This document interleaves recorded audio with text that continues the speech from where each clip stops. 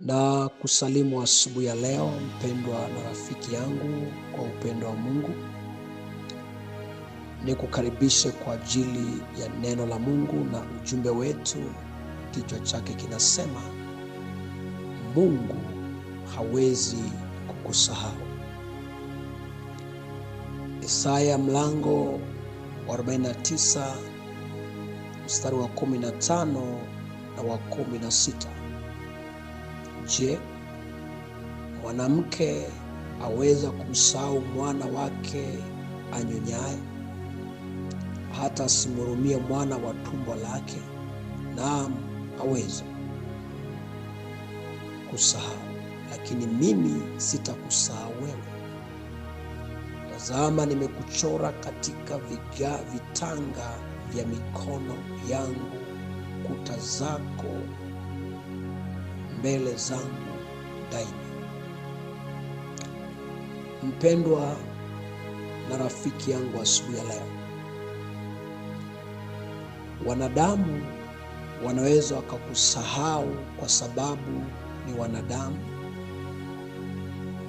Rafiki yako wa karibu uliyemtegemea sana, na wakati mwingine ukamfanya rafiki wa moyo wako, ana uwezo wa kusahau kwa sababu ni mwanadamu.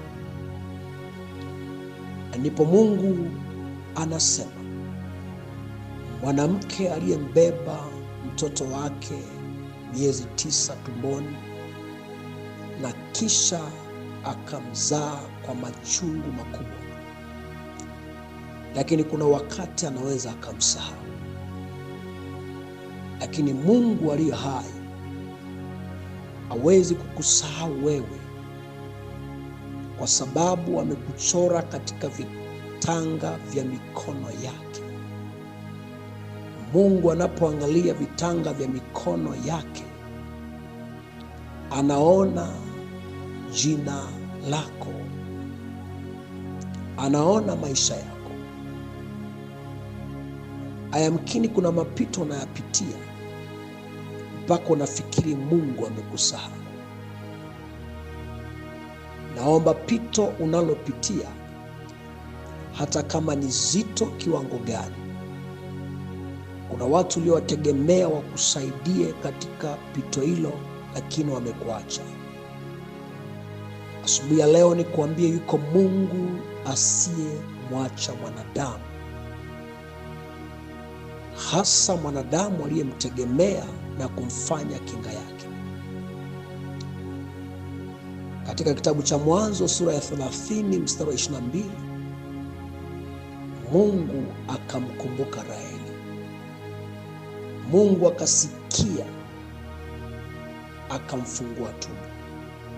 Mpendwa, haijalishi kile unachopitia au ulichokiomba unaona kana kwamba Mungu hajasikia, kuna wakati na majira Mungu atasikia kilio chako, atakukumbuka wewe ambao unaona umesaulika, unaona umetupwa, umetengwa, unaona kama hufai katikati ya watu wanaofaa.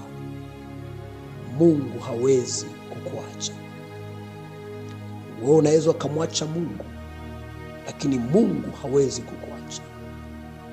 Unaweza ukafikiri mambo mengi juu ya Mungu, lakini maandiko yanasema yeye hutuwazia mawazo ya amani, ya kutupa tumaini pale ambapo tumepoteza tumaini.